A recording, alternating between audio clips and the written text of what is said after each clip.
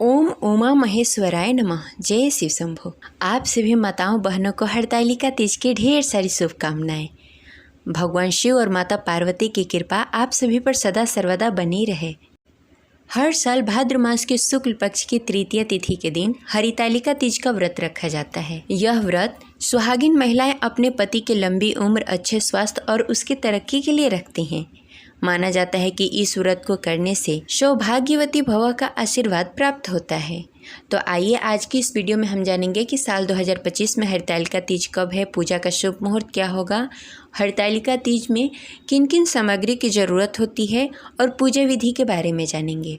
अगर आप पहली बार हरतालिका तीज का व्रत रख रही हैं तो आपको किन किन बातों का ध्यान देना होगा, ये सारी जानकारी आज की इस वीडियो में हम देने वाले हैं। तो इस वीडियो को अंत तक अवश्य देखिए। अगर आपको जानकारी अच्छी लगे तो इस वीडियो को लाइक करके कमेंट बॉक्स में जय शिव शंभु जय माता पार्वती अवश्य लिखें। हमारे चैनल पर व्रत कथा भी सुनाई जाती है, तो आप हरतालिका तीज के दिन व्रत कथा अवश्य सुनें। इस साल यानी कि साल 2025 में हरतालिका तीज का व्रत 26 अगस्त 2025 दिन मंगलवार को रखा जा रहा है। इसका प्रारंभ 25 अगस्त 2025 को दोपहर 12:35 पर होगा। वहीं इसका समापन 26 अगस्त को दोपहर 1:55 पर होगा। उदय तिथि के अनुसार 26 अगस्त दिन मंगलवार को हरतालिका तीज का व्रत रखा जाएगा। 25 अगस्त यानी कि सोमवार के दिन नहाय खाय किया जाएगा। हरतालिका तीज के पूजा का शुभ मुहूर्त सुबह में रहेगा 5:56 से 8:30 तक। वहीं प्रदोष काल में पूजा का शुभ मुहूर्त रहेगा 6:01 से 7:31 तक। यह पूजा दोपहर में भी कहीं कहीं की जाती है, तो आप दोपहर में भी कर सकते हैं। पारण का समय रहेगा 27 अगस्त दिन बुधवार को सुबह 5:40 से 7:05 तक। आप इस मुहूर्त में तीज का पारण कर सकते हैं। अगर आप हरतालिका तीज का व्रत रख रही हैं तो ये सारी सामग्री आप अपने पास रख लें, क्योंकि हरतालिका तीज के दिन इसकी ज़रूरत पड़ने वाली है। पूजा सामग्री में हम लेंगे एक कलश, गंगा जल, नारियल, आम का पत्ता या आप अशोक के पत्ते ले सकते हैं, एक लाल कपड़ा चौकी पे डालने के लिए, एक और लाल कपड़ा आप लेंगे माता पार्वती को अर्पित करने के लिए। माता पार्वती को 16 श्रृंगार का सामान लेंगे, जिसमें चूड़ी, बिंदी, सिंदूर, महावर यानी कि आलता और काजल, बिंदी, मेहंदी।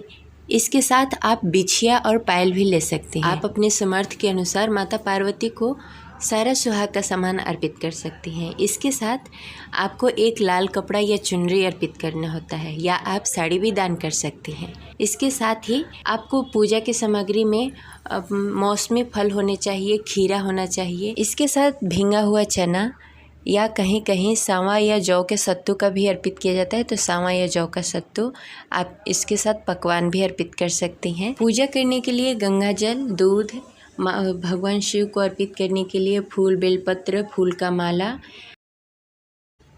रोरी, सिंदूर, घी का दीपक, कपूर, धूप या अगरबत्ती आप ले सकते हैं। ऐसे मंगलवार है तो आप अगरबत्ती नहीं जलाएं, धूप जला सकते हैं। भगवान शिव और माता पार्वती की विधिवत पूजा करने के लिए शिव माता पार्वती की एक तस्वीर या मिट्टी से बनी हुई मूर्ति उनकी चाहिए। आरती करने के लिए दीपक चाहिए। केले के पत्ते मंडप बनाने के लिए एक चौकी पर लाल कपड़ा बिछाकर इन सारी सामग्री को स्थापित करके शिवजी माता पार्वती की विधिवत पूजा करेंगे।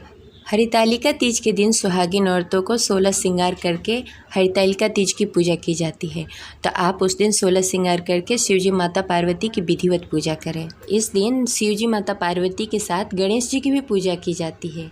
हरतालिका तीज में कुछ बातों का ध्यान रखा जाता है। हरतालिका तीज में भूल से भी काले और नीले रंग का वस्त्र नहीं पहनना चाहिए। आप इस व्रत में लाल, पीला, गुलाबी रंग का वस्त्र पहन सकती हैं, लेकिन काले और नीले रंग का वस्त्र न पहने।